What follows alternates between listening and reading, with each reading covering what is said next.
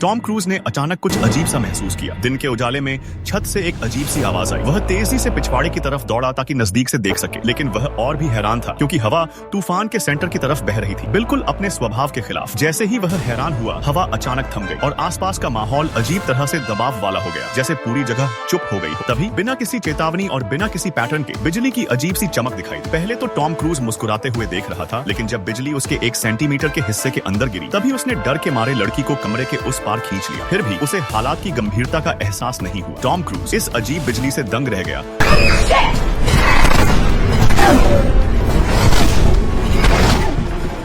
और जल्दी से एक मेज के नीचे छिप गया, लेकिन हमला उनकी सोच से कहीं पहले ही खत्म हो गया। कुछ ही पल में बाहर का शोर थम गया और टॉम क्रूज धीरे धीरे अपने पैरों पर खड़ा हो सका। लेकिन जल्द ही उसे पता चला कि सिर्फ घर की बिजली नहीं गई थी, बल्कि उसके फोन का सिग्नल भी गायब था। उसका पहले से पूरी तरह चार्ज किया हुआ फोन चालू नहीं हो रहा था। अजीब ये था कि उसकी घड़ी फिर भी काम कर रही थी। टॉम क्रूज अपने कमरे से बाहर निकला। सारी गाड़ियां बंद पड़ी थी। सड़क के उस पार वाले मैकेनिक ने उसे बताया कि सारे स्टार्टर जले हुए थे और अगर उन्हें नए भी लगा दिए जाए तो वे तुरंत जल जाएंगे। टॉम क्रूज ने आसानी से कॉइल बदलने का सुझाव दिया और फिर सड़क की तरफ जा रहे लोगों की भीड़ में शामिल हो गया। वहाँ एक गहरा गड्ढा था जिस पर लगातार 26 बार बिजली गिरी थी। उत्सुक होकर टॉम क्रूज ने उसमें से एक पत्थर उठाया। अजीब ये था कि पत्थर का एक किनारा काला हो गया था और उसमें से ठंडी हवा निकल रही थी। तभी भीड़ ने अपने नीचे की जमीन को हल्का सा कांपता हुआ महसूस किया। जमीन के नीचे कोई सबवे या पाइपलाइन नहीं थी। वे हैरान रह गए। जमीन में अनगिनत दरारें दिखाई दी जो गहरे गड्ढे के बीच में थी। ऐसा लग रहा था जैसे कुछ टूटने वाला है। लोग तुरंत तितर बितर हो गए और पुलिस ने भीड़ को हटाना शुरू कर दिया। इस बीच दरारें बढ़ती गईं। सड़क किनारे खड़ी गाड़ियां ऊपर उठ गईं। सड़क पर दुकानें हिल गईं और 100 मीटर दूर एक चर्च भी टूट गया। बाहर देखने पर गहरे गड्ढे के आसपास की जमीन धीरे धीरे घूमती हुई दिखाई दे रही थी। फिर धरती अचानक ऊपर उठी, फिर तेजी से पीछे हट गई, जैसे धरती के नीचे किसी बड़े जानवर की सांस चल रही। पैर दर पैर ओले तेजी से गिरने लगे। लोग डर के मारे भागे, लेकिन बेहतर नजारा देखने के लिए कारों के पीछे छिपते हुए रुक गए। लेकिन जल्द ही उन्हें अपनी हरकतों की बेवकूफी का एहसास हुआ। एक अनुभवी सिपाही तांग के ऐसे खतरनाक माहौल में भी मजाक कर रहा था। अचानक 3 पैरों वाली एक विशालकाय मशीन धुंध से बाहर निकली। फिर भी लोगों की जिज्ञासा उनके भागने की इच्छा पर भारी पड़ गई, जब तक उन्होंने अपने सामने गहरा गड्ढा नहीं देखा और एक विशाल मशीन जिंदा होकर बाहर नहीं निकली। ये एक अजीब उड़ने वाला वाहन निकला। दूर से देखने पर वो खंभों पर टिके किसी कीड़े जैसा लग रहा था। तीनों मशीनें रुक गईं और हिलना बंद हो गया तो लोग फिर से बाहर निकल आए और गर्दन उठाकर तमाशा देखने लगे। अगर कुछ अचानक न हुआ होता तो लगता कुछ बड़ा होने वाला था। अचानक 3 पैरों वाली मशीन ने एक लंबी सीटी बजाई और 2 छोटी मशीनें आगे बढ़ी। एलियंस के लेजर हमले में ताकत और जादू दोनों थे, जिससे जिस चीज को भी वो छूता वो नष्ट हो जाती, बस उसके कपड़े बचते। इतनी तेज दूर से होने वाली तबाही के कारण जो लोग धीरे धीरे भाग रहे थे वो तुरंत राख में बदल जाते थे। शहर की इमारतें भी उनका सामना नहीं कर सकती थी।